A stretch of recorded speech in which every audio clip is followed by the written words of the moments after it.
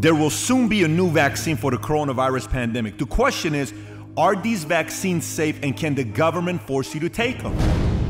When it comes down to lawyers, they itch for things like this. 1 in 40 people get seriously injured by vaccines. It's not hypothetical. If you're right, why wouldn't it follow that the flu shot should be illegal? CDC is a vaccine company. They are not doing their job as regulators. We don't know what COVID-19 vaccine will look like. Anthony Fauci put $500 million of our dollars into that vaccine, and now they've got a vaccine that is too big to fail. Would you urge the American people not to take the vaccine? I'm not anti-vaccine. I am asking you the question. What if it was 1 in 1,000? No, of course not. I'm not going to tell 1 in 1,000 people to die. I think you overstate it. Look at the vaccine inserts, Alan. Masks work. We're going to kill all these people. Mandatory vaccination. We're still going to make a profit, so let's go ahead. Certainly anybody who runs a pharmaceutical company cares deeply about not killing people. You can't sue them. There's no discovery. There's nothing. They never get caught. Do you wear a mask personally? The flu shot not only primes you for flu, but it primes you for coronavirus. They are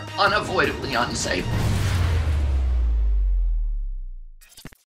So look, we've invited a lot of different doctors to want to come and debate the topic of COVID-19 vaccine, and everyone's turned it down. But when it comes down to lawyers, they itch for things like this. So it's a different story when we're talking about my two guests today, who, by the way, both of them have been a guest on Valuetainment before separately on different topics. But today, conversation came up this week. A video popped up about what Alan Dershowitz said that led to a dialogue with Robert Kennedy. And then we said, you know, what if we can set up a friendly debate here together? They both agreed. And so today's a special episode. We'll talk about a lot of different things. But prior to going into it, if you don't know who Alan Dershowitz is, his resume is legendary. 50 years he taught at Harvard. He's represented some of the most interesting cases, O.J. Simpson, a lot of different cases. So he's had debate is what he does for a living. And on the complete opposite side, we have Robert Kennedy, where many call him a hero when it comes down to environmental crusader. He's also obviously a lawyer. They've both written books. Alan's recent book, which you can get free on Kindle right now, is Guilt by Accusation. It's on the topic of the Me Too movement. Again, I asked him, do you want us to sell it? He said, no, let him go get the Kindle. So that's his discretion. You can go get the Kindle. We'll put the link below as well. Having said that, gentlemen, thank you so much for being a guest on Valuetainment and agreeing to do this debate. Thank you for having us, Patrick. Yes. Thank you. So first thing I want to do is I'm going to share my screen, and I'm going to I want the audience to see what led us here, a comment that you made on a podcast you did, and then I'll go from there asking your thoughts on it. So here's what was said in an interview a few weeks ago by Alan. Let's show a clip of this. Let me put it very clearly. You have no constitutional right to endanger the public and spread a disease, even if you disagree. You have no right not to be vaccinated. You have no right not to wear a mask. You have no right to open up your business. Wait, can I stop you? No right not to be vaccinated, meaning if they decide you have to be vaccinated, we have to be vaccinated? Absolutely. And if you refuse to be vaccinated, the state has the power to literally take you to a doctor's office and plunge a needle into your arm. If the vaccination Where is that in the Constitution? If the vaccination is designed to prevent the spreading disease. If the vaccination is only to prevent a disease that you will get, for example, if there's a disease that will kill you, you have the right to refuse that, but you have no right to refuse to be vaccinated against a contagious disease. Public health, the police power of the Constitution, gives the state the power to compel that, and there are cases in the United States Supreme Court. So now that interview goes for a while, so let me bring it back to us here. Alan, those are some strong statements you made. Obviously, his reaction, a lot of people's reactions. Has your position changed since making those statements on that interview? The statements I made on the interview were professional statements based on reading Supreme Court cases, not expressing personal views. They were I have strong personal views, but my constitutional views haven't changed at all. Let me be very clear. I don't think this issue is going to come up in the near future, because right now, the New York Times has a big story today in which they talk about how there's going to be a limited number of vaccines and people are going to be waiting online to get them. So the issue is not going to be confronted as to mandatory vaccines. Having said that, I want to just pause for 1 second and say how important this debate is and how privileged I am to participate in it with so distinguished a conversationalist as Robert Kennedy. I, of course, knew his father. I had actually been offered a job to work with his father when he was Attorney General, but Harvard offered me a job and I decided to take it. I was a great fan of Senator Robert Kennedy, Attorney General Robert Kennedy, and I think I consider myself a friend of the Kennedy family, and I consider myself a friend of Robert Kennedy. I admire enormously the environmental work he's done, and I think he's performed an important function by raising issues about vaccination. We, as you'll see in this conversation, will disagree. We'll probably agree on more things than people will be surprised at our level of agreement. But on the issue of constitutionality, I am confident that this Supreme Court would follow Supreme Court precedent from 1905 and would say if there is a safe, and that's crucially important, effective measure that could significantly reduce the contagious impact of a deadly disease like the current pandemic virus, that the state would have the power to either directly compel vaccination or, for example, condition young students coming to school on being vaccinated or people doing other things that might result in contagion being vaccinated. So, no, I haven't changed my professional constitutional opinion, but as Robert will tell you, we've had conversations offline, and he has persuaded me about a number of things relating to the health and safety and efficacy of vaccines. So I've learned a lot from our conversations, and I hope people will learn something from our conversations today. But the constitutional issue, in my mind, remains the same.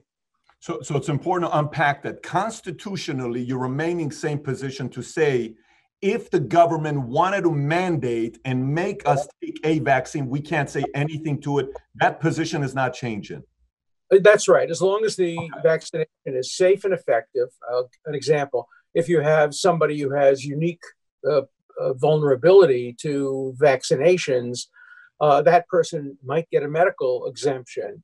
The issue of religious exemption is something the courts have considered. Most recently, the Supreme Court did, just in the last day or two, create religious exemptions for private schools, religious schools, in terms of whether employment laws operate on religious schools. So we would have to see what the court would say about religious exemptions. But as a general matter, a healthy person who simply has an ideological objection to vaccinations as such, not to this particular vaccination because of health reasons or vulnerability, the Supreme Court would, I predict, hold that the state could, in one way or another, compel vaccination either directly or as a condition of people engaging in public activities or activities that could create contagion. Yeah, that's my position.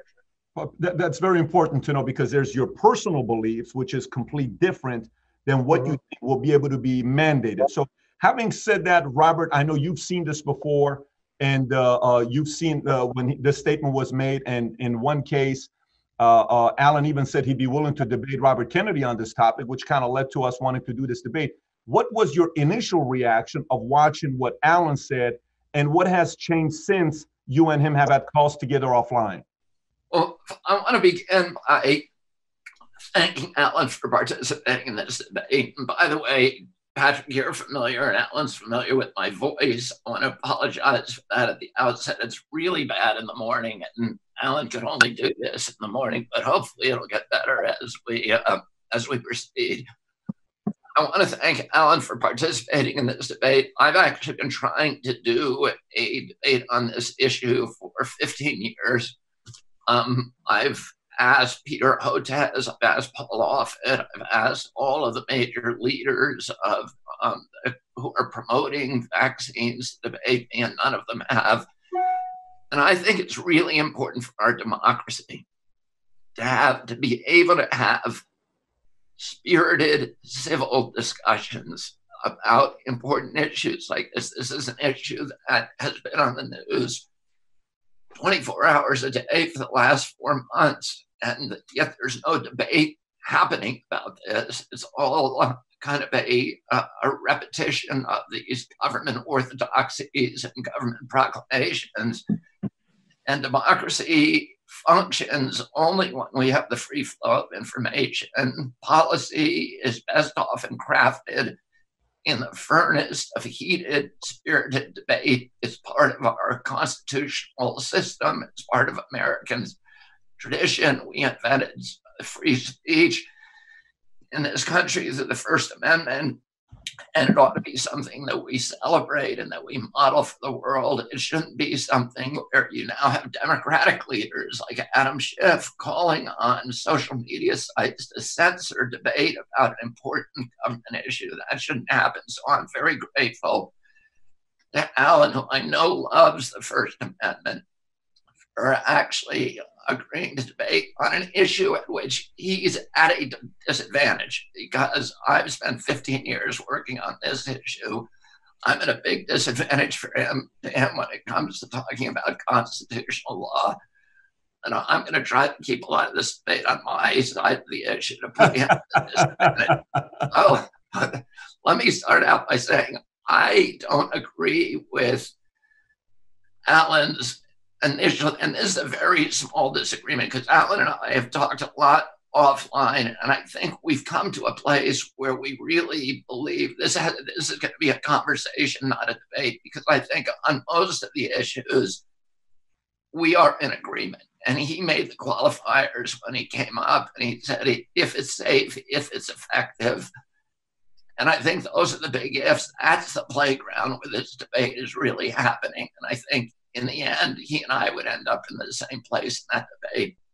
I will make a minor dispute, which is the Jacobson case, which was decided in 1905, was not a case where the state was claiming the power to go into somebody's home and plunge a needle into their arm or kick down their door and take them by force. The Jacobson actually was a guy who was resisting taking a smallpox vaccine. He was from Cambridge, Massachusetts, and the penalty for not taking the vaccine was a $5 fine. So it was like a traffic ticket.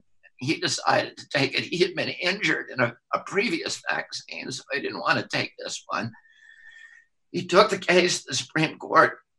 He lost, and the remedy was he paid a $5 fine. So I think there's a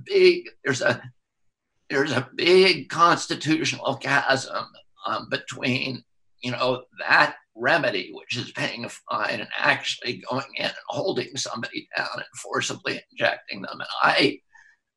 And I'm not convinced that the Supreme Court of the United States at this point would uphold that kind of law 9-0 or 8-1 at all. So let me just say that. Let me now go to the initial place where I think we're in agreement. I think Alan and I are both in agreement that this should be a voluntary program.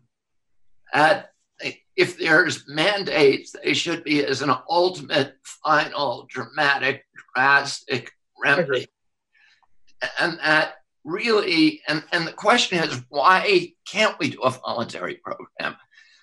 When Alan and I were kids, people wanted to get vaccinated. There was no fear of the statement and polio vaccines, and people had a tremendous trust in our health regulatory officials. And today, that trust has evaporated to the extent where now 50% of the people who are polled in this country are saying they may not take the COVID vaccine, and 27% are a hard no. This is even before the vaccine is developed. Why is that happening? And that's the question I think we really have to ask ourselves.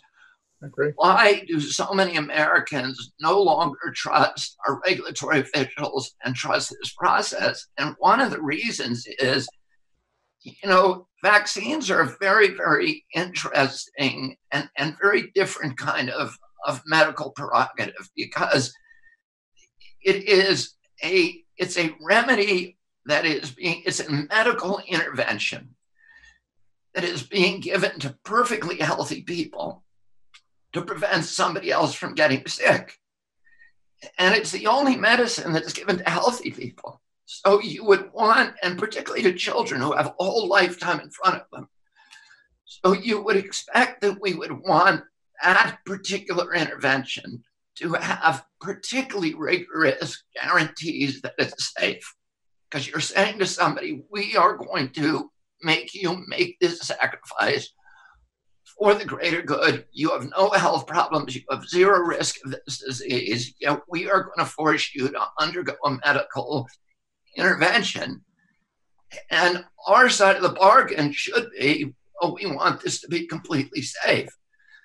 And in fact, what we know about vaccines, and this is from HHS's own studies, a 2010 study by the Agency for Healthcare Research that was commissioned to look at vaccine injury, because CDC for many years had been saying vaccine injury only occurs 1 in a million.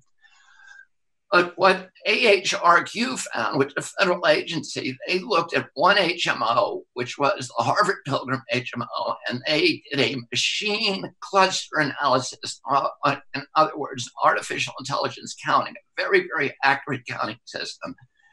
And they said the actual rate of vaccine injury is 2.6%.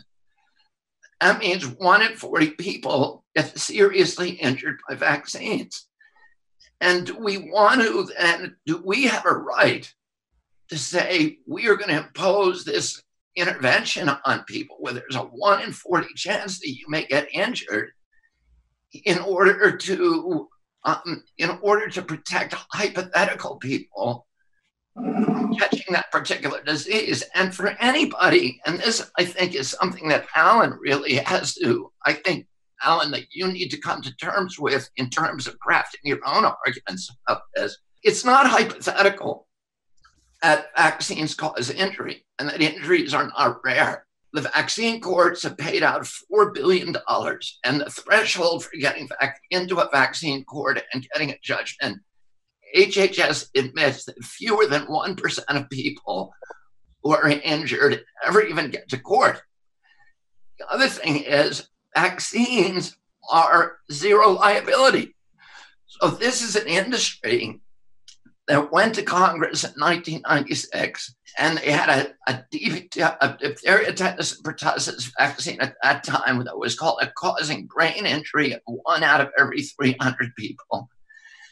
And they said to Congress, we cannot make vaccines safely. They are unavoidably unsafe. That is the phrase in the statute, unavoidably unsafe.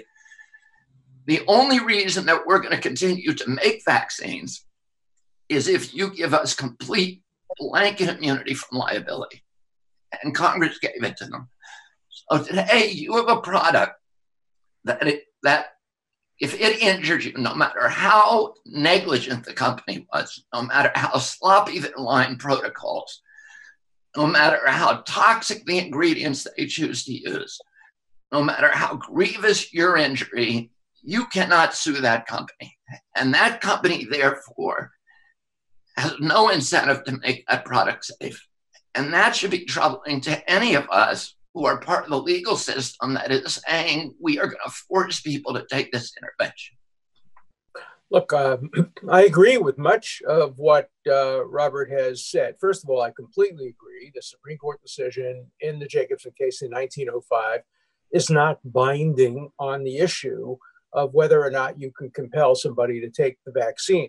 The logic of the opinion, however, not the holding, the logic of the opinion and subsequent opinions, including some by Justice Oliver Wendell Holmes, strongly suggest that the courts today would allow some form of compulsion if the conditions that we talked about were met: safe, effective, exemptions in appropriate cases. You talked about healthy people being compelled to take a vaccine which is not designed to help them. Of course, it's also designed to help them, but the major function is to make sure that they don't become typhoid Marys and spread the disease to other people. But when you take a vaccine, you also increase the chances that you will not get the terrible, terrible disease. I think you're going to have to concede, Robert, that the smallpox vaccine had an enormous positive impact on wiping smallpox from the face of the earth. Smallpox was a dreaded, dreaded, dreaded disease. The Black Plague back in many, many centuries ago, if there had been a vaccine back then, could have saved probably millions of lives. We don't know what COVID-19 vaccine will look like, but on the assumption, and here we have a real argument, on the assumption that it would be effective and would stop the pandemic and would cause some injury to some people, then you have to ask how the courts would strike the balance. Oliver Wendell Holmes once made an analogy to, in an unrelated case, to being drafted into the Army. When you're a young 18-year-old healthy person, and we have a draft as we had in the Second World War, we don't have it now, but at that point in time, a young 18-year-old was told, look, Congress has given the Army complete exemption. We're not liable if you're shot by the Nazis or by the Japanese. You have to risk your life in order to protect other innocent people in the country. And it's not a perfect analogy, obviously, but it does show that the courts have given to the government the authority to sometimes make decisions that require you to sacrifice your life. I have to tell you, I don't become personal about this, but I don't think there's any family in the history of America that has ever made more sacrifices in the public interest than the Kennedy family. You know, it broke all of our hearts to see how much sacrifice the Kennedy family personally made in order to, particularly Robert Kennedy, who put himself in harm's way so many times on behalf of the civil rights movement. People forget how much he put himself in harm's way on behalf of Israel. You know, he was a great friend of Israel, a great supporter of Israel, and the horrible man who killed him because he was a Palestinian who hated Bobby Kennedy Sr.'s views. Sacrifice is part of the American tradition, and the Americans owe the Kennedy family an enormous debt of gratitude for their sacrifices. Now, those were voluntary sacrifices. President Kennedy went to Dallas knowing there were risks. Robert Kennedy went to Los Angeles knowing there were risks. By the way, I was working on his campaign the night I was woken up in the middle of the night to learn the horrible, horrible, horrible, tragic news. Those were voluntary acts. And obviously, we're talking about a very different thing. We're talking about involuntary acts. But being drafted is an involuntary act. Again, to mention the Kennedy family, the oldest brother of the Kennedy family volunteered to serve in the Army and was killed in combat as a great hero. But there were others who didn't volunteer. Many of my own relatives served abroad. So we demand sacrifices, and we don't demand perfection. I think both Robert and I agree that we live in an age, and it's a terrible time that we live in, where everything has become politicized. You mentioned that when we were kids. I remember not being able to swim in the summers of 1953, 4, 5 because of polio. My friend died after being on a lung machine, and the blessing that we all made to Salk and Sabin for developing the vaccine. But there were consequences. People took the vaccine and did suffer. In the end, though, polio was wiped out. And, you know, we live in a very divisive age. Let me mention one other point that I think we should be discussing. Today, the New York Times has a very interesting story about who the vaccine will be offered to. The Times story is not about mandatory. It's about people wanting it. And Robert and I completely agree that the program should begin by giving it only to volunteers. We should only get to this terrible, tragic choice issue in the end, if it's absolutely essential that people who don't want to be vaccinated have to be vaccinated to get the kind of herd immunity. We all agree with that. But we live in such a divided time that everything has become politicized. On July 4th, the Reverend Farrakhan made a speech to almost 1 million people in which he urged Black people not to take the vaccine because we know the history of how Black people were experimented on during the terrible Tuskegee time. And yet Black people and Latino people and people of color are the most vulnerable to the illness. Is that a smart thing for Farrakhan to have urged his community? The number of people of color who have refused, who have indicated a refusal to take the vaccine is, I think, slightly higher, according to the report, than the number of people not of color who are refusing to take the vaccine. I understand that. I understand the suspicion that our country has generated among people. People don't trust people anymore. I wrote an article in early March, right at the beginning of this, I wrote an article, and the title was Trust Science, but Be Skeptical of Scientists. And at that point, I pointed to two things that were being argued by scientists, including the World Health Organization, which I generally support, saying, don't wear masks, number one. And number two, the COVID-19 is not contagious by air. It has no aerosol contagion. You wrote that article? You wrote that article? No, I wrote the article against it. I wrote an article saying, don't believe that. Masks work, number one. If they didn't work, why would so many doctors be using them? And why would it be so necessary for doctors to have them? And second, I don't believe that there's no aerosol transmission. The disease could not have developed so quickly around the world just by touching surfaces. So I challenged the medical establishment on that. And I turned out, of course, as we all know, to be right. We know there's aerosol transmission. We know masks have an impact, whether they help you who are wearing it or whether they only help you in transmitting it. But I would like to throw a question out to Robert. I think I know the answer. Robert, would you be against a law that mandated the wearing of masks in public for everybody, even by people who don't approve of the wearing of masks? You know, masks don't kill you. They don't pose the risk that vaccine do, but they do deprive you of freedom. Do you think the state, the government, has the legitimate constitutional power to mandate the wearing of masks by people who refuse to wear masks? Let me come back to that. Let me address some of the other things, because I think that's actually a complex question, and I think the science is very controversial on that. But let me address some of the earlier things that you said first. One is, this is a rather esoteric discussion, and one that, I'm not going to really drag you into, other than to say this. The proposition and the theology that smallpox and polio were abolished due to vaccination is controversial. That is not a proposition that is universally accepted. And if you notice, all the infectious diseases, whether it was scurvy or tuberculosis, for which there were no vaccines, along with peripheral fever and diphtheria and pertussis and measles, all disappeared at the same time without vaccination. Now, CDC actually examined that because it became such a part of the orthodoxy of vaccines that the idea that smallpox and polio were abolished because of vaccines and these other diseases. They did, John Hopkins and the CDC in 2000 did a comprehensive study of that proposition. The study was published in Pediatrics, which is the journal for the American Association of Pediatrics, which is kind of a redoubt, a fortification for vaccine orthodoxy. So it's a publication very, very friendly and supportive of vaccination.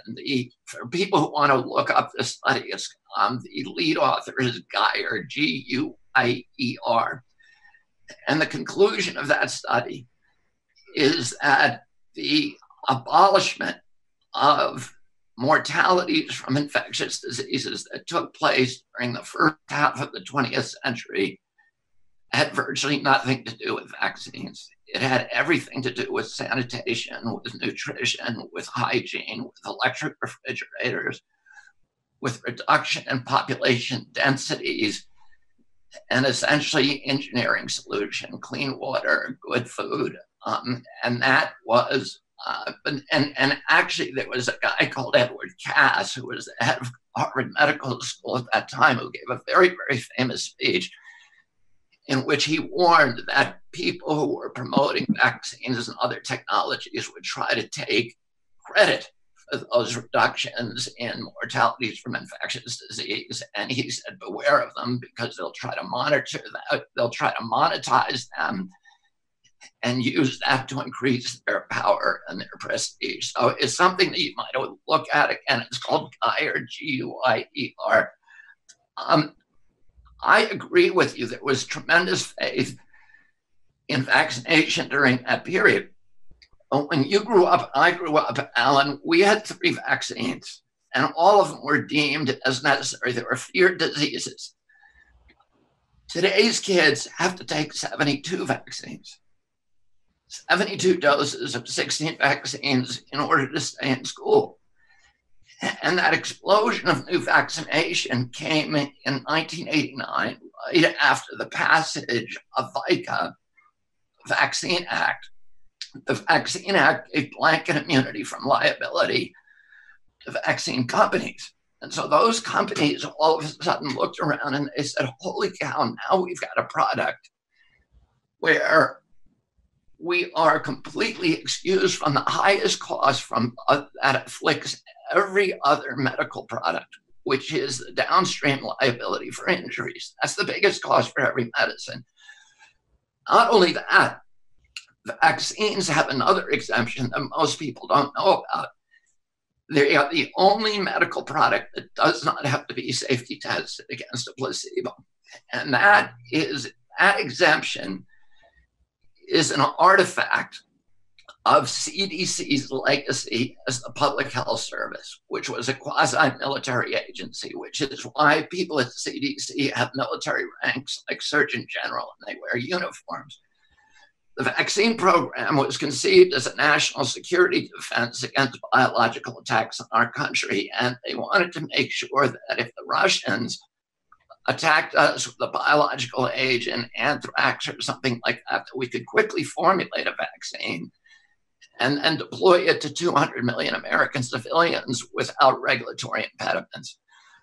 They said, if we call it a medicine, we're going to have to test it, and that takes 5 years to do double-blind placebo testing. So let's call it something else. We'll call it a biologic, and we'll exempt biologics from safety testing.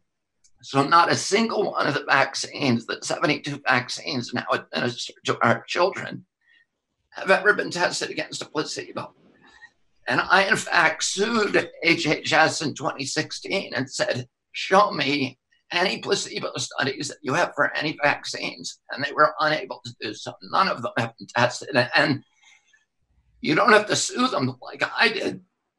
Anybody can go on their cell phone and look up manufacturer's insert, hepatitis B vaccine, Gardasil vaccine, polio vaccine. Do you know how many days the current polio vaccine, you know how many days it was safety tested for, Alan?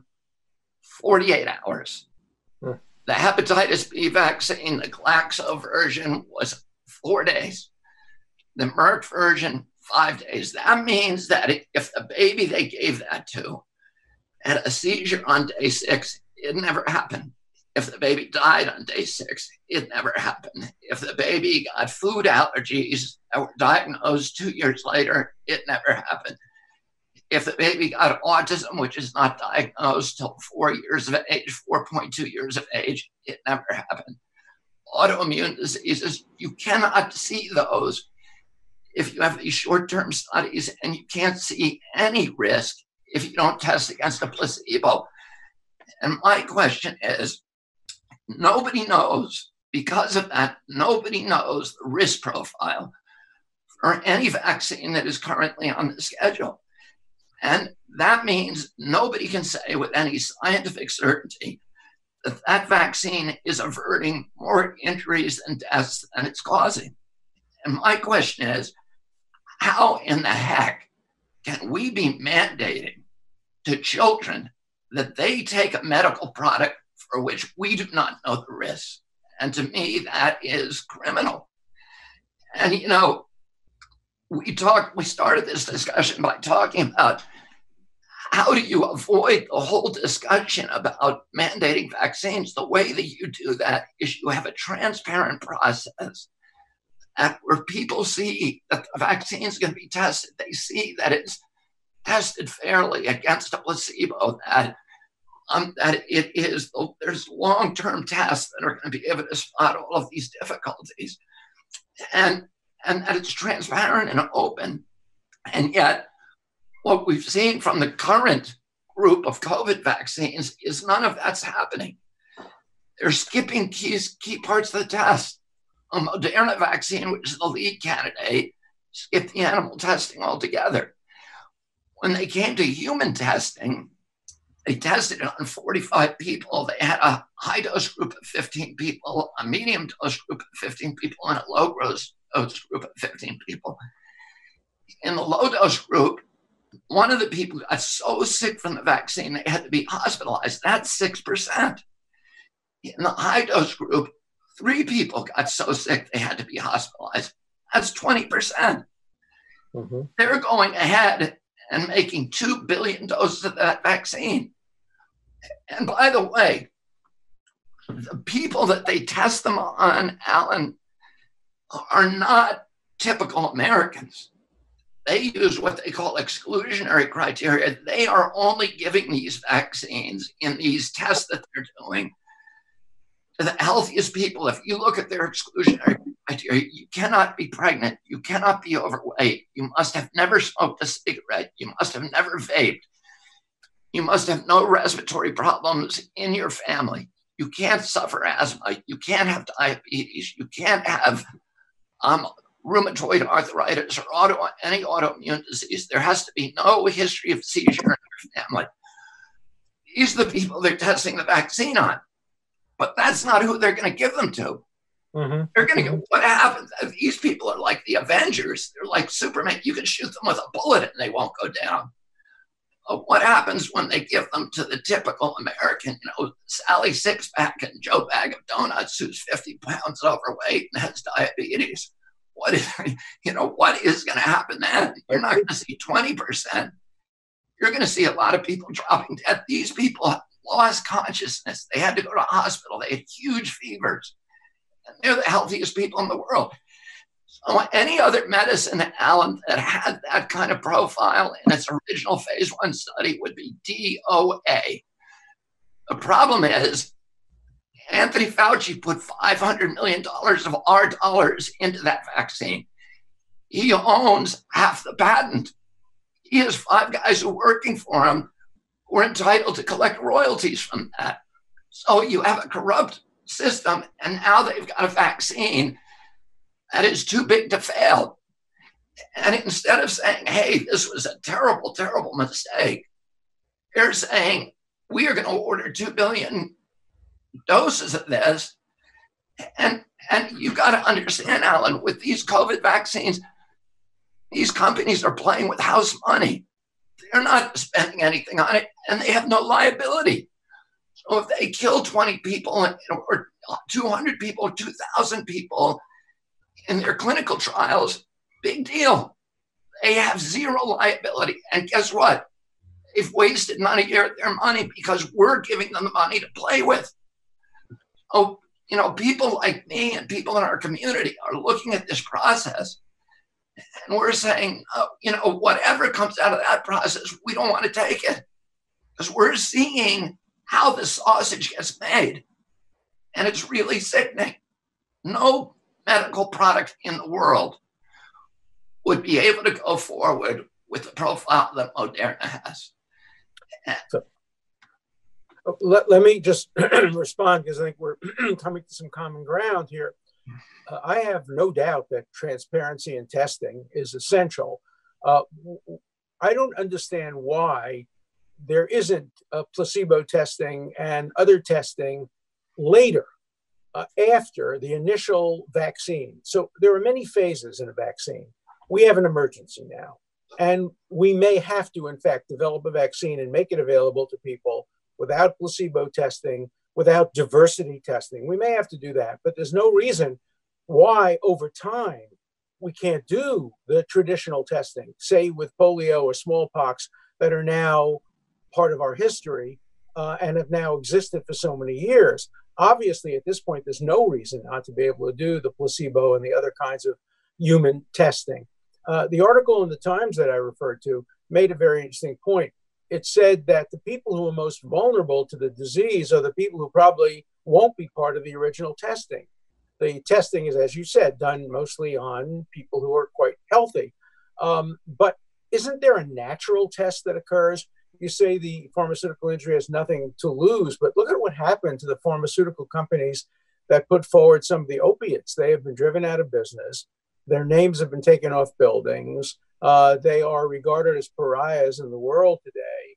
Certainly anybody who runs a pharmaceutical company cares deeply about not killing people. And even if the government doesn't mandate this kind of testing, and even if they give them exemption from financial liability, surely good people, and I think we assume that people who run companies today, I have a friend who's trying to develop one of the vaccines, and he's doing it without profit. He feels so strongly about the need to vaccinate people around the world. So I think you overstate it when you say that the people who are developing these vaccines have no concern whatsoever whether people live or die. I think they do have a concern. I think the government has eliminated their financial liability, but would you be sad? And the other thing is, you say there's no testing, but I'm not the expert. I'm not the medical journal reader, but I've read enough medical journals to know that there is a lot of natural testing. You cite some of it. You cite some of the arguments that say that over years, people get autism, people get this, people get that. Those results don't come from the initial testing that allowed the product to go forward. They come from great universities, medical schools, and public health institutions that continue to test products over time and report to the public the results of those products. Robert, here's the answer. You raised a bunch of questions. One is, the opiate people got busted, Alan, and by the way, no, they were not moral people. They knew what they were doing. They're killing 56,000 American young kids a year, knowing what they were doing. More kids every year that were killed in the 20-year Vietnam War. These are not moral companies. And they only got busted because plaintiffs' attorneys could sue them. I agree. They got the discovery documents and walked them down to the U.S. Attorney's Office and said, hey, there's criminal behavior here. That can never happen in the vaccine space. You can't sue them. There's no discovery. There's no depositions. There's no class action suit. There's no multi-district litigation. There's no interrogatories, nothing. They never get caught. Now, these 4 companies that make all of our vaccines, all 72 of the vaccine shots that are now mandated for our children, every one of them is a convicted serial felon. Glaxo, Sanofi, Pfizer, Merck. In the past 10 years, just in the last decade, those companies have paid $35 billion in criminal penalties, damages, fines, for lying to doctors, for defrauding science, for falsifying science, for killing hundreds of thousands of Americans knowingly and getting away with it. Vioxx, which was Merck's the biggest vaccine producer. Vioxx, which was their flagship product in 2007, was a pill that they marketed as a headache pill that caused heart attacks. They knew it caused heart attacks because they saw them in the signals in their clinical trials. They didn't tell the American public. And they killed between 120,000 and 500,000 Americans who did not need to die. And most of those Americans were people who had rheumatoid arthritis, or they had headaches and migraines. They took that pill, believing, and by the way, when we sued them, we got spreadsheets from their bean counters where they said, we're going to kill all these people. We're still going to make a profit, so let's go ahead. Nobody can justify that. I agree with you completely. And they ended up, they should have all gone to prison and said they paid a $7 billion fine. But how can anybody, it requires a cognitive dissonance for people who understand the criminal corporate cultures of these 4 companies to believe that they're doing this in every other product that they have, but they're not doing it with vaccines. They are. Look, and I just want to answer your other question. No, sure. Placebo testing does not take place after the clinical trials. And the reason for that is that HHS has adopted a very unethical guidance that says it is unethical once a vaccine is licensed recommended. It is unethical to do placebo trials or compare vaccinated versus unvaccinated people. There are scientists who do it, but they're punished for it. It's very difficult for them to publish. They get their funding cut off because nobody wants any study that is going to reveal the truth about vaccine injuries. So it just does not happen. Look, it's very important that you're making these points because we live in a democracy and nobody is going to compel a vaccine unless you get democratic approval. Legislatures are going to have to pass laws doing that. And you should testify about this. Your voice should be heard. But in the end, how do you respond when the American public has listened to you, has listened to your argument, and they're very persuasive, and they're very convincing, and they have an impact on people like me with open minds. And yet, in the end, there's a vote by the legislature, and the legislature votes to compel vaccinations in the public interest, just the way the legislature votes to draft young people to fight wars in which they will die. In a democracy, don't you have to follow the will of the majority? I agree, transparency is all important. And let's shift the debate, because you said you wanted to answer the question. Let's take it out of vaccine for 1 second, because I think it helps analytically. I'm a law professor for 50 years, so I always do hypotheticals, hypos. So let's assume the legislature now passes a law. Every 50 states and the United States Congress passes a law requiring everybody to wear a mask when they're outdoors. And you say, well, I'm not so sure that masks are helpful. Maybe they are, maybe they aren't. Congress has hearings. Congress makes a determination that on balance, they are helpful.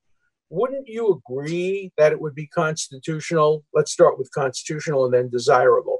Wouldn't you agree that it would be constitutional to mandate the wearing of masks, even if people have political, ideological, medical, religious objections, because A, the wearing of the mask is only an inconvenience. Maybe it'll cause a little irritation by some people that will require, a topical pharmaceutical. And it has the potential not to save the world, but to improve the possibility of not having communicable diseases. Wouldn't you agree that mandatory mask wearing would be constitutional? Well, if I accepted all of your precedents, then perhaps I would. The thing is, I know a lot about the mask, and my organization, CHD, has not taken a position on them. But I have read, I've read at least 3 meta-reviews involving hundreds of studies on masks. And the majority of the studies, in fact, there's a BMJ study from 2015 that says that the mask actually likely to spread the disease and to make you less healthy because of the carbon dioxide that you're breathing, and that the people who wear the mask are more likely to get sick. I'm not saying that that's my position. I'm just saying there's a lot of contrary science out there. Do you wear a mask personally when you go out? If the science was clear, then I'd be much more sympathetic to your view. Let me ask you this. Let me just answer the other question you had. You said we have to rely on the majority. Well, I grew up in the state of Virginia, Alan.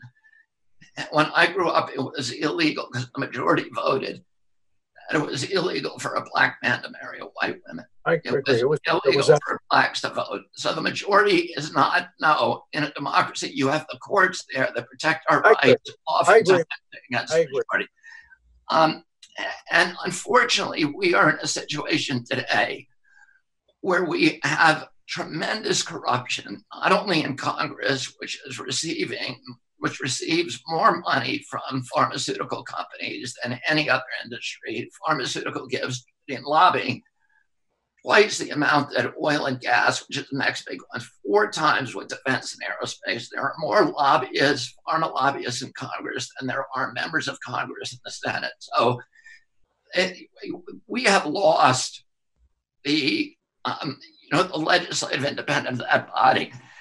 And unfortunately, Alan, the agencies are also captured. Now, you know about agency capture. It happens everywhere. And I've sued EPA my entire life. We just sued the EPA. We just sued Monsanto. We got an historic judgment, a $12 billion settlement in the Monsanto case. And I was part of that trial team. And one of the things that happened during that trial is that EPA took a position against us. They took a position that glyphosate Roundup does not cause cancer. As it turns out, we got an internal memorandum that showed that the head of the pesticide division in EPA was actually working secretly for Monsanto and killing studies and twisting studies and ghostwriting studies to falsify the science. Look, you're doing great.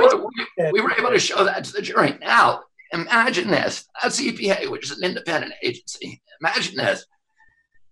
FDA, that's 50% of its budget from vaccine companies, from the industry. 50%. The CDC has an $11.5 billion budget, and $4.9 billion of that is buying and selling and distributing vaccines. CDC is a vaccine company. It owns 57 vaccine patents, so it can make money on every sale of a vaccine. NIH owns hundreds of vaccine patents. NIH owns half the patent for the Moderna vaccine.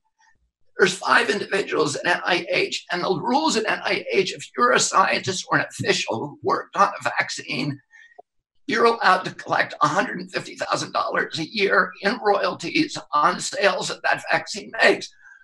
These regulatory agencies are actually vaccine companies. The vaccine marketing sales part of those agencies is the tail that is now wagging the regulatory dog. They are not doing their job as regulators. And in fact, the senior scientist at CDC today, the senior vaccine safety scientist, who's been, in fact, he's still in fact at CDC, he was the senior scientist there for 18 years. He is the author or co-author on all of the major studies that CDC has produced on vaccine safety, and particularly the studies that show the vaccine does not cause autism. His name is Dr. William Thompson. 3 years ago, he came forward and he said, we have been ordered to fake all the science of the last decade on autism. And he said, in fact, we were in the major study, which is called DeStefano 2004. It's the most cited study on this subject on PubMed. And he said, in that study, we found out that Black boys who get the MMR vaccine had a 363% greater risk of getting an autism diagnosis than Black boys who waited after 36 months. Right. He said he was ordered to come into a conference room with all that data, with his 4 other co-authors by their CDC boss, Frank DeStefano, who then ordered them to destroy that data in front of them in CDC headquarters, and then published that study saying there is no effect. So you have an agency that is really just an arm of industry, and the people who are in my community who are being derided and vilified, these mothers who have vaccine-injured children, are being vilified in the press, who are saying, wait a minute, we have read the studies, the scientific studies. We have read about the industry corruption. We need to talk about this. They're being silenced by the press. They're not allowed to tell their stories, and nobody is talking. Not a single member of Anderson Cooper's staff or Sanjay Gupta has made any effort to talk to Bill Thompson, and he has been begging to be subpoenaed, and he's still at CDC. Look, the reason I to do this debate is because I think you perform an important function by bringing out some of these ties, some of these connections. You perform an important function when you bring lawsuits against corrupt pharmaceutical companies. But my question is this: knowing all that you know now, and putting aside the issue of, let's assume we didn't have mandatory vaccinations. Let's assume you win that debate, and it's only voluntary vaccinations now. And they come forward with a vaccine that they say will stem the tide of the pandemic. And you're allowed to go on television on Anderson Cooper. Would you urge all the American people not to take the vaccine? Would you become part of the campaign not to take the vaccine if it were voluntary? Explain why not. Look, I'm not anti-vaccine. People call me anti-vaccine because of the way of marginalizing me and silencing me and saying, that's why I'm asking you the question. I'm not anti-vaccine. Look, Alan, I've been trying to get mercury out of fish for 37 years. Nobody calls me anti-fish. God bless you.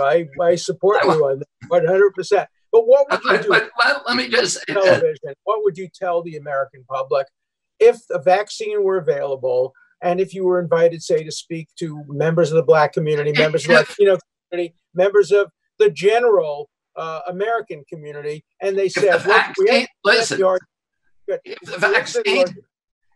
if they come out with the vaccine, it does what Bill Gates says it's going to do, which is you give one shot, you get lifetime immunity, and there are vanishingly rare serious injuries.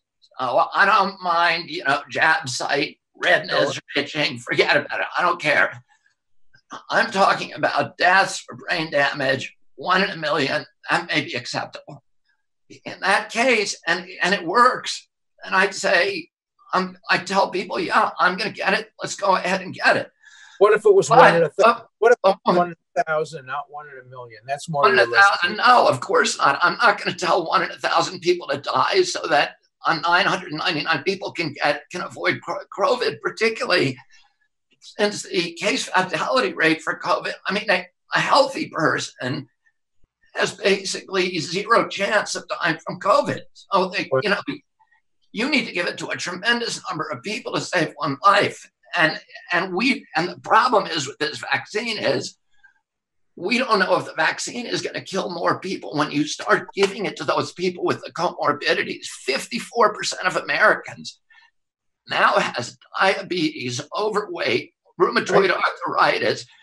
They're smokers. They have 54% of us. I'm not even talking about smokers and vapors.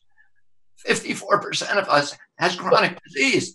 They're testing it on one group, and they're going to give it to another. And we need to know what the risk factor is in the people that they give it to.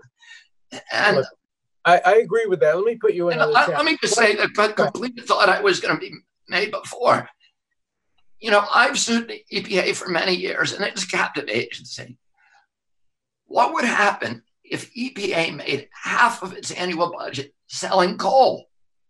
Mm-hmm. That's what you got with these regulatory agencies. Well, they're completely corrupt. You're performing an important function doing this. Let me ask you another question. What if we had a system which said this?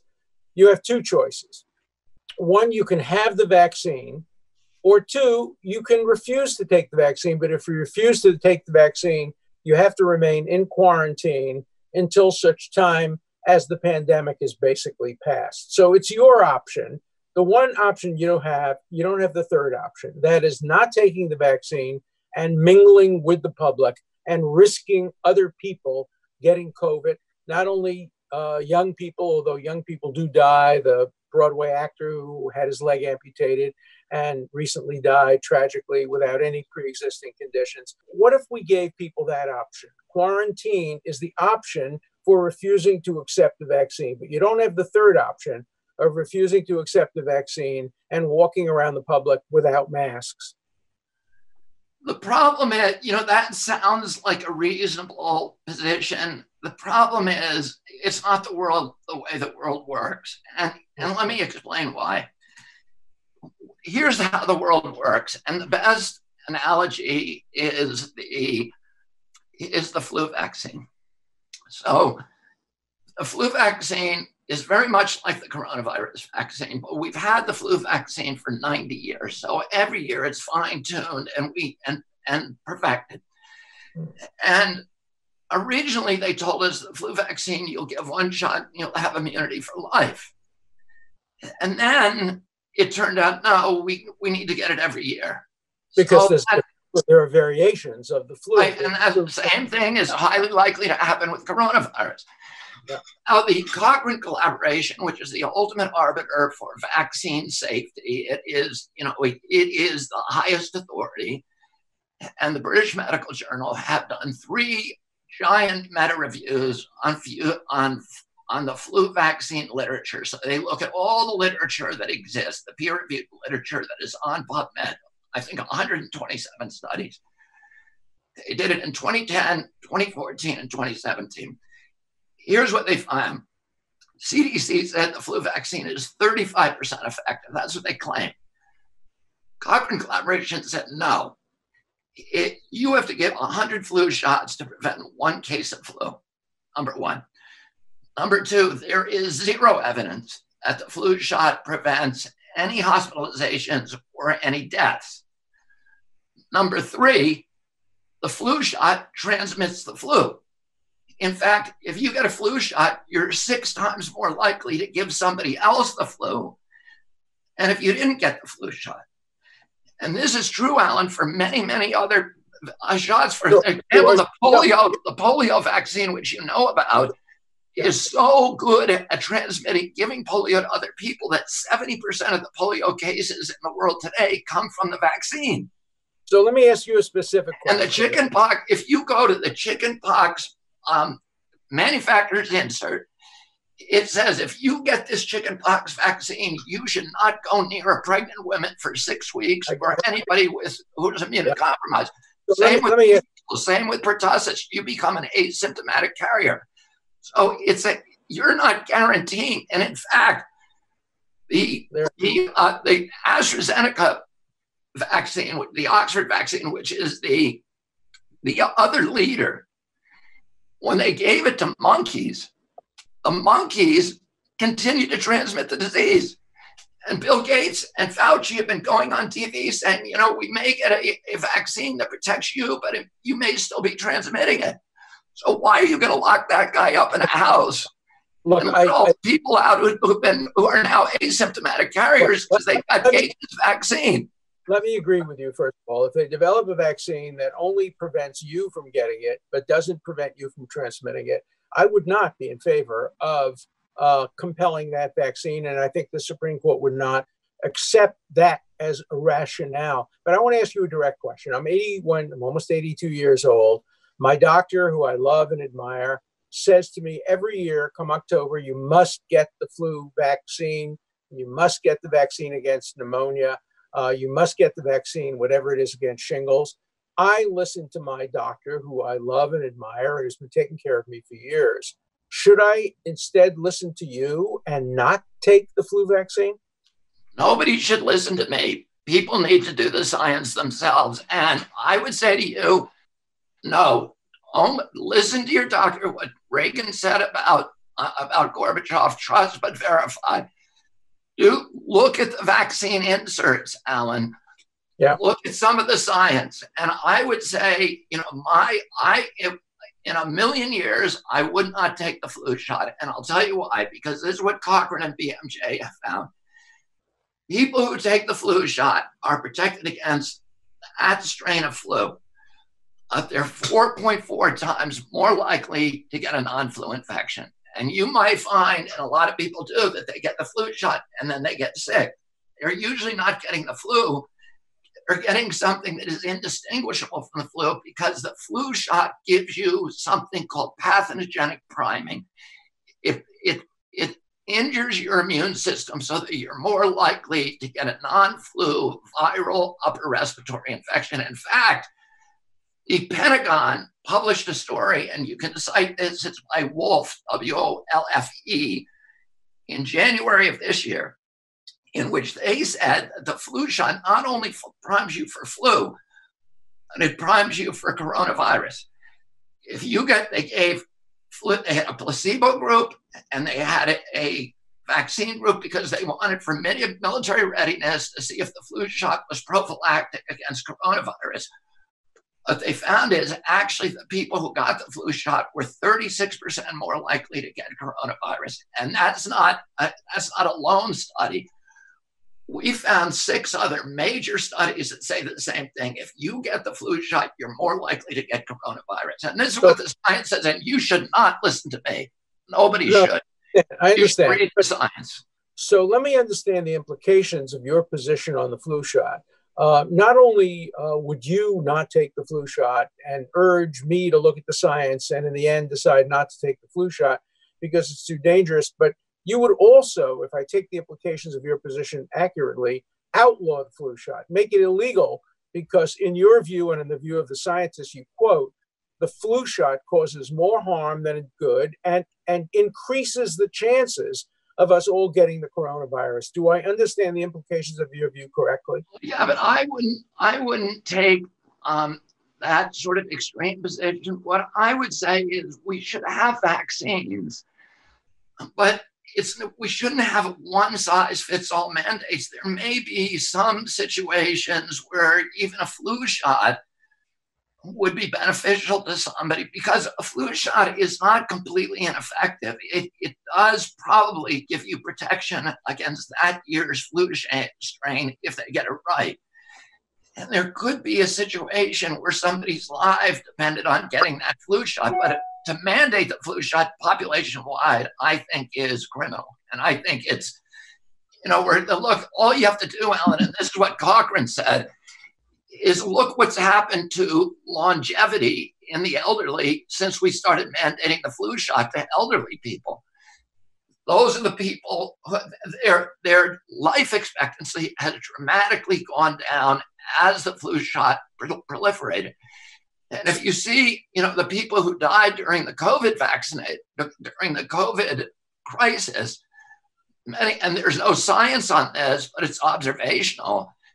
It tended to be people who got their flu shots, people who were in nursing home who all get flu shots, people who are first responders who get flu shots. So with all due respect, I don't understand the implications of your position. If you're right, why wouldn't it follow that the flu shot should be illegal? You said it's criminal to mandate the flu shot because it kills people in my age category. So if you had to cast the deciding vote, if you had decided to run for Congress instead of doing the great work you've done over so many years, and you were the deciding vote in the United States Senate, and there was a bill to outlaw the flu shot, why wouldn't you vote for it if you think I'm kind of a free market guy, and I think, I'm against mandates. I think that, there may be situations where, where that product might do some good for somebody, but I just don't believe it should be mandated. I wouldn't think, for example, that Viagra should be mandated to every human being on the planet, right?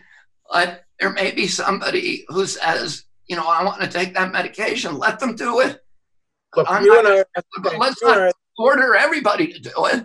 Look, you and I are on the same page there. I'm curious what you think of this because I feel very strongly about this. Let's assume you have a drug, a pharmaceutical, that hasn't been tested, that is potentially dangerous, but has a 10% chance of curing pancreatic cancer in terminally ill patients. Do you agree with me and with President Trump on this issue that individuals who are dying should have the opportunity to go off label and to take dangerous drugs that probably will kill them, but increase the chances that they remain alive? That should be a matter of individual choice. I have a big libertarian streak in me. I think people should be left to their own choices wherever possible, unless it's going to do some harm to others. Let me address one last thing that you were talking about. We both agree with John. Yeah, I think we agree on most stuff. You said, well, if it's tested against a placebo, and this, I think, is why people like me are suspicious, are reticent. The Oxford vaccine which is, is the other leader. Gates has a huge investment in it. Fauci is pushing it. It is the leader. AstraZeneca is now, is branding it. Well, that vaccine is run by a guy called Greg Pollard, who's at Oxford, a very, very famous, powerful virologist. He originally promised at the beginning, he said, we're going to test it against a placebo. We're going to do what's never been done in vaccinology before. We're going to actually use an inert placebo and test it. Mm-hmm. And then in the middle of his phase 2, he said, no, we're going to test it against the meningitis vaccine. The meningitis vaccine is a vaccine with a really high injury profile. It has listed just on its manufacturing insert are 50 deadly serious injuries, including Kawasaki disease, Guillain-Barré, paralysis, seizure, heart attacks, and death, and hepatitis, and all kinds of autoimmune disease. It's arguably the most dangerous vaccine. So instead of giving his placebo group an inert placebo, he's giving them the most dangerous vaccine he can. Why? It's a ploy that vaccinologists use. And they give their placebo group something that's horrendously dangerous to mask injuries in the vaccine. And, and so everybody on my side sees this and they say, he's not being honest. We do not know what the risk profile of that product is. We are never going to take that product because it was never tested against a placebo. Make them do the science. Don't say to, get angry at people who are skeptical and say, oh, you're skeptical. We're watching the sausage get made, and it's an ugly process. And by the way, he gave that vaccine to a bunch of monkeys, macaques. And then he challenged the macaques by exposing them to the wild coronavirus. Yeah, yeah. And all of the macaques got sick. So the vaccine doesn't work, but because the British government put 90,000 pounds into it, he now is in order to make 2 million doses with a vaccine we know doesn't work, and they're going forward with it anyway, and he refuses to test it against a placebo. So that gives us zero faith in the whole process. So let me first of all say nobody should be angry at you. People should be praising you for bringing this to the attention of the American public. Let me just summarize, if I can, my view, and then you can get the last word. I am thrilled that we had this debate. I think the public watching the debate has learned. We've learned how much we agree about. We're both libertarians. We both agree with John Stuart Mill that the government shouldn't be compelling you to do anything just for your own good, but they can compel you to do things that prevent harm to others. We have some disagreements about mandates. I think we both agree that any vaccine should start out by being offered voluntarily. We both agree that people should be offered the vaccine initially and take it on a voluntary basis, and that mandatory vaccination, which presents very daunting moral and constitutional issues, should not be required until it's proved absolutely necessary by the consensus of medical opinion. I think we also agree that the First Amendment and the spirit of the First Amendment requires that this debate continue. And so I'm pleased that we had this debate. You've persuaded me about some of the medical issues. I will look further into medical issues. I don't think I've persuaded you on the constitutional issues, and I know you haven't persuaded me on the constitutional issues. I still take the position, although in a democracy, the courts do have the final word, that I do believe that if there were legislation mandating in extreme circumstances with safety and other considerations taken into account, mandatory vaccination, I do believe the Supreme Court would and should uphold mandatory vaccination under those circumstances. That's the major area we disagree with. But in practical terms, I suspect we don't have a lot of disagreement that will come to fruition in the next year or so, because in the next year, the big issue will be how to get the vaccine voluntarily to as many people as possible who are willing to take it. And so thank you for putting together this debate. I think it really was informative. And thank you, Robert, for accepting the idea of debating on this issue. Thank you, Alan. And I want to express my gratitude to you on behalf of myself. And everybody in this community, you know, people who are called anti-vax, they're mainly not anti-vaccine. Almost all of them are the mothers and fathers of intellectually disabled kids who gave all the vaccines, who did what they were told, and then their child was injured, and that prompted them to go out and do the research. Those people should be allowed to speak. Those people should not be gagged. They should not be shut up. They should not be considered heretics. They should be allowed to tell their story, and they should be treated with compassion and understanding and patience and an intellectual openness toward their stories. They shouldn't be vilified. They shouldn't be gaslighted. They shouldn't be ignored. And right now, particularly at a point in our history where we're talking about giving lots of people this vaccine, their stories are more important to hear than ever. I want to thank you, because for 15 years, all of us have been trying to do a debate, and we haven't been able to get Peter Hotez to do it. We haven't been able to get Paul Offit, Ian Lipkin, any of the leaders have been scared to sit where you are now. And I want to thank you so much on behalf of all of us, but also our democratic traditions, for coming here. Thank you, Alan. Well, thank you, Robert. Gentlemen, one thing I do want to say is I'm glad I got through my 28 questions with you guys. It was very good. And I know one thing is we have to make this disclaimer that this debate is not sponsored by Viagra, even though Robert brought up Viagra. And I'll make sure next time we're in Boston, I avoid taking you to my favorite sushi spot, since you are anti-fish. I had no clue until today's debate that Robert is anti-fish. And by the way, based on how this goes, if the audience comes back, we may reach out to you for part 2 again. If there's other topics we can touch up. Happy to do this. Alan, thank you so much for your time. Robert, thank you so much for your time.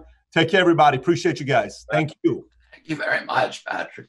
So can you imagine, for 15 years, Robert Kennedy has been waiting for one person to want to debate the issue of vaccine, and Alan Dershowitz, the attorney, constitutional lawyer, finally said yes, and this took place. You had a chance to watch both of them go at it. I'm curious to know if either one of them changed your mind. Comment below. And on top of that, you know what I'd like to see take place is to get someone who's a doctor, any one of them, Offit, Hotez, anybody that you would like to see debate. Go on Twitter and tweet them and myself saying we'd like to see you debate Robert Kennedy on Valuetainment. And outside of that, look, I got 2 other interviews I want you to watch. One of them is my full interview I did with Robert Kennedy, which is an even deeper interview on the topic of vaccine than this one. If you've not watched it, click over here. And the other one is a debate format that we had about a year ago, where we had 2 folks come, somebody who was from U.S. Navy intelligence and another person that was a director of a developmental director from Normal, and they debated marijuana. We went to cocaine, alcohol. Very, very good debate, live right here in my office. If you've not watched that, click over here.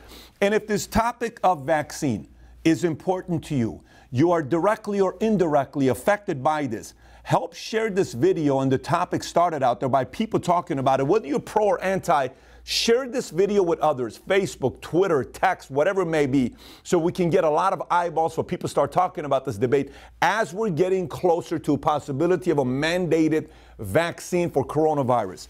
And if you enjoyed the video today, please click the subscribe button. Take care, everybody. Bye-bye.